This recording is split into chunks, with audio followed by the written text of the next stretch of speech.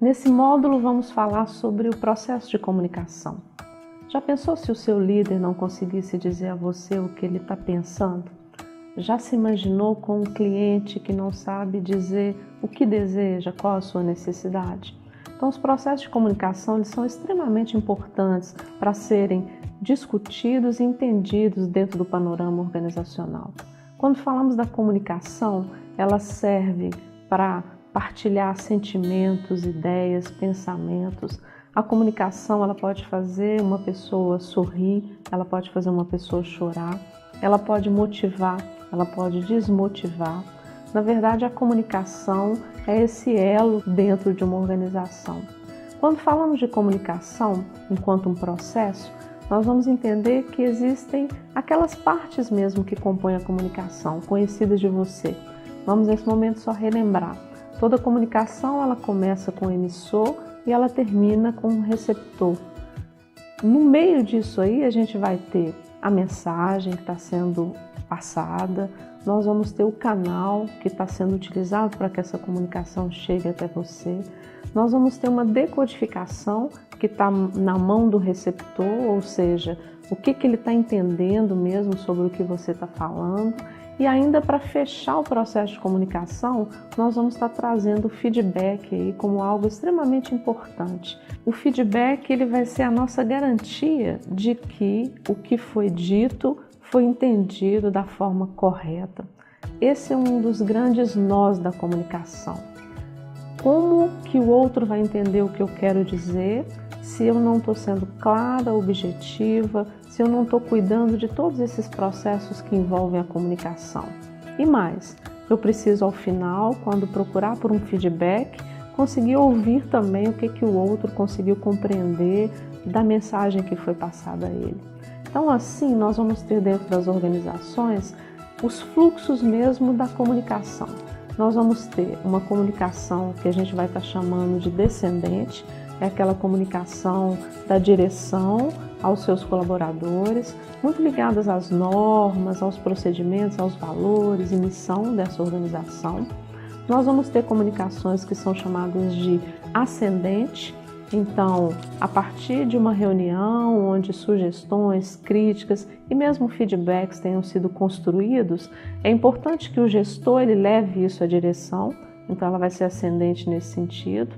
Existe fluxo de comunicação chamado horizontal, essa comunicação que acontece mesmo dentro da própria equipe, entre equipes que vão ter aí projetos que são em comum. E existe o que hoje a gente está considerando aí mais pontual e mais assertivo do ponto de vista da comunicação, que vai ser uma comunicação chamada de transversal. É uma comunicação que rompe com a hierarquia, então não tem um saber que vai ser mais importante. Essa comunicação transversal ela coloca lideranças e gestão e direção em contato direto mesmo com os colaboradores. A comunicação transversal ela tem sido o grande diferencial das empresas na pós-modernidade e das empresas que estão conseguindo se manter, porque ela vai fazer essa circulação de comunicação de forma mais rápida, mais ágil, sem tanta hierarquia. E ainda existe o que nós vamos chamar de comunicação circular, característica das pequenas empresas, aquelas empresas familiares de pequeno porte, onde as pessoas elas estão juntas às vezes no mesmo espaço e fazem circular a comunicação. Quando falamos de comunicação, ela atende a algumas funções. Então nós vamos ter comunicações que informam, nós vamos ter comunicações que motivam os seus colaboradores, nós vamos ter aí comunicação que são a própria expressão emocional mesmo, do que a gente está sentindo, das nossas angústias, expectativas. Então, dependendo do que está sendo dito, né, atende a cada uma dessas funções. Nós vamos entender também que, falando de comunicação, a liderança e a gestão são grandes responsáveis por fazer com que esse processo ele seja amadurecido dentro das organizações. Nós vamos entender também que comunicação ela vai servir para amenizar ou às vezes até diluir conflitos.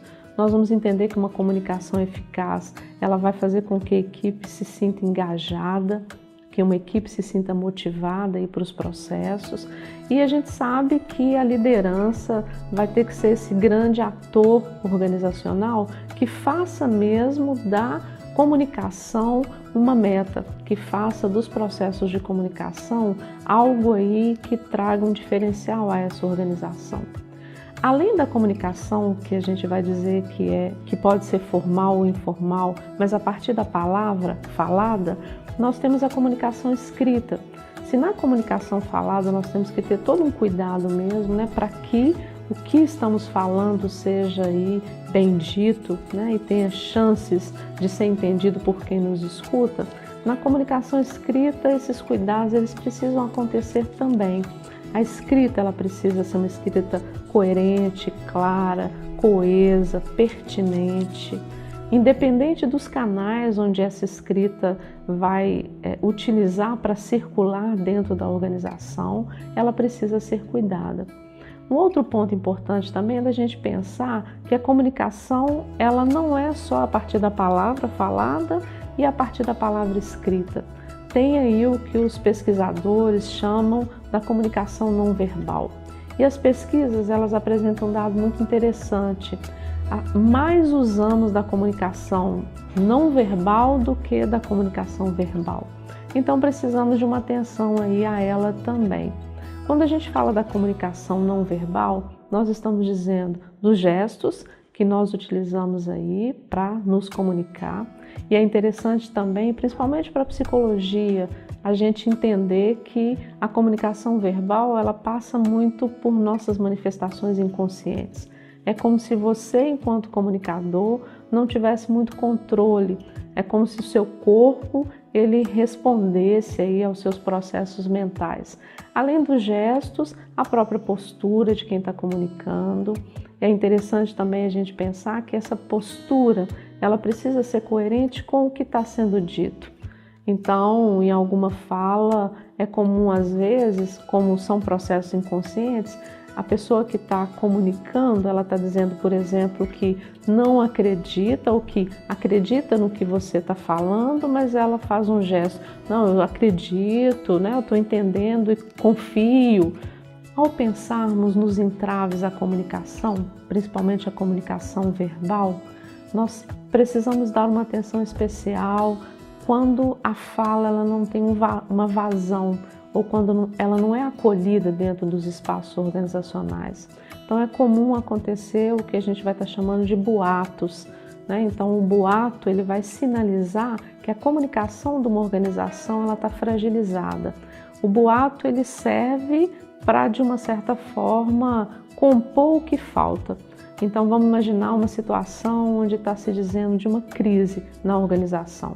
O boato ele pode dizer que essa organização está abrindo falência, que vão haver reduções e cortes de funcionário, sendo que isso nem foi apresentado aos colaboradores, à equipe. Então fiquem atentos, porque na ausência da informação, é da natureza mesmo das relações humanas compor essa ausência. Então a informação ela precisa chegar a todas as pessoas que compõem, né, a organização. Tem que haver uma transparência nessa comunicação, porque a comunicação ela vai dando segurança mesmo, para que os colaboradores eles consigam, mesmo em momentos de crise, mesmo em momentos de adversidades e de dificuldades, que eles se sintam seguros, porque eles sabem dos processos, eles estão acompanhando aí o que essa organização está vivenciando. Nesse momento, estamos vivenciando uma comunicação que circula numa velocidade espantosa e uma grandiosidade ligada à informação. Então, não tem mais aquela pessoa que é detentora de um saber e que esse saber ele vai ficar na mão de uma ou de duas pessoas dentro da organização. Esse saber ele circula. A figura do gerente, do gestor, ela é extremamente importante para fazer com que a comunicação ela de fato circule de forma eficaz, para que a comunicação ela sirva para engajar a equipe nos processos e na missão mesmo organizacional. Assim, cuide das suas relações interpessoais. A comunicação ela vai requerer essa proximidade. Fale quando necessário. Antes de falar, pense Organize as suas ideias, planeje e procure escutar mais. É importante, antes de falarmos, sabermos o que dizer. E saber o que dizer vai estar muito ligado à escuta. No próximo módulo, vamos discutir sobre o processo de escuta, a habilidade de ouvir.